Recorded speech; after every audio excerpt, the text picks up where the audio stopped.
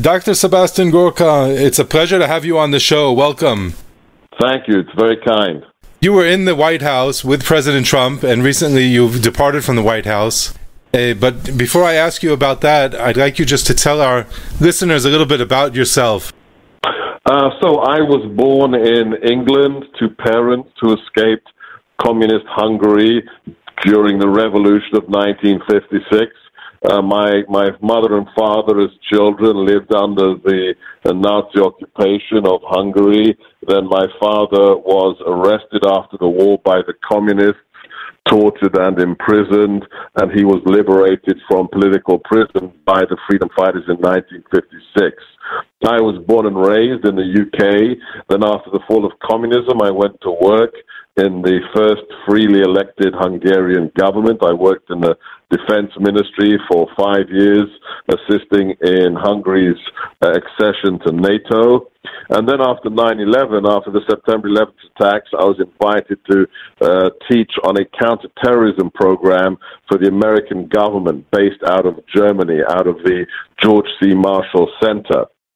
After 4 years of teaching counterterrorism there, I moved with my family to Washington in 2008, spent 6 years at the National Defense University teaching counterterrorism and irregular warfare to the officers there in Washington on the postgraduate program.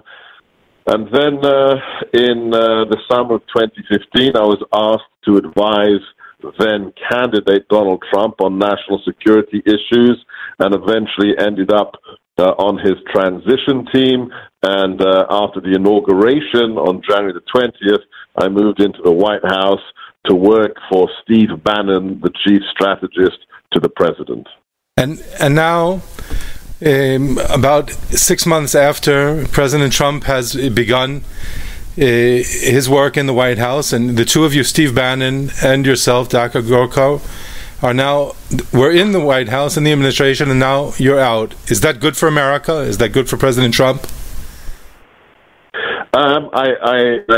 It's not for me to judge. I definitely know it's good for the president because we have maintained good relations. Both Steve and myself have maintained good relations with the president, and we left the building for a very simple reason.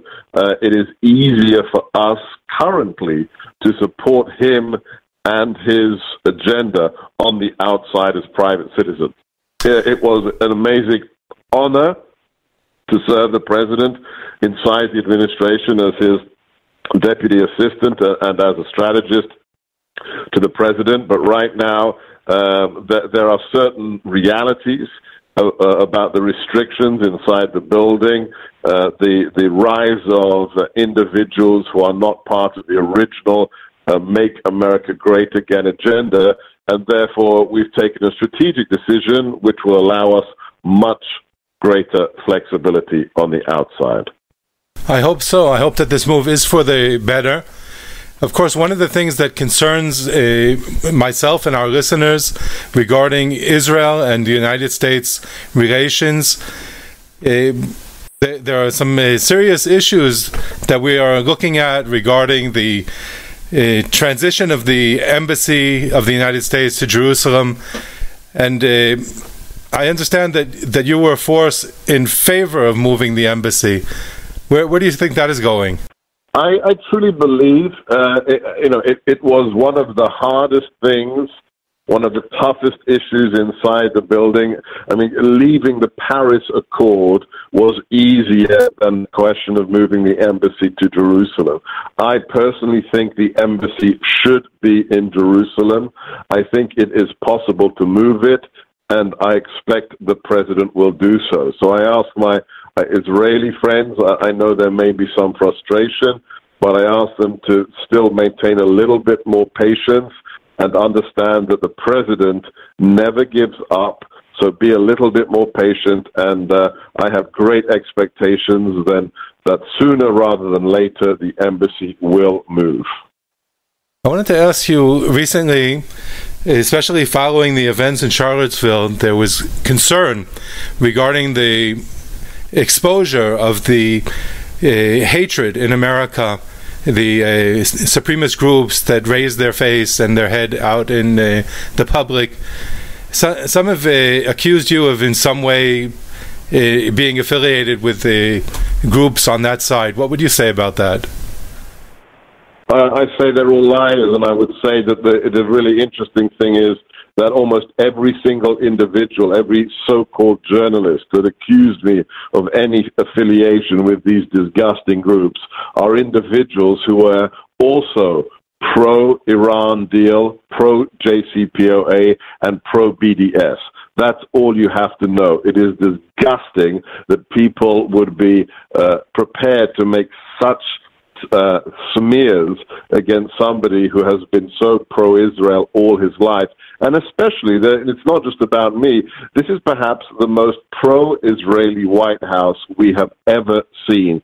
That is the reality. And the people who have most Israeli pro-BDS, pro-Iran stances, they are the people that label us. It is absolutely outrageous. What are your plans now that you're out of the White House? Can you share with us? I can talk generally about what my intentions are. So I've had numerous approaches to do with media and national security and politics in a more broader sense. I've accepted 2 of those offers currently. I'm going to be talking to Steve Bannon as well. The bottom line is I will be working in the policy arena and the media world to make sure that the policy platforms upon which the president was elected on November the 8th. So a strong America, an America that stands by her allies like Israel, an America that is proud of herself and defeats enemies such as global jihadism, where I will be working in numerous ways to support that agenda from the outside so that the Make America Great Again platform is fully realized. Dr. Sebastian Gorka, I want to thank you for being on the show, and I wish you much success in your agenda. My pleasure. It's been a lot of fun, and please mention if I can help you in the future. Thank you.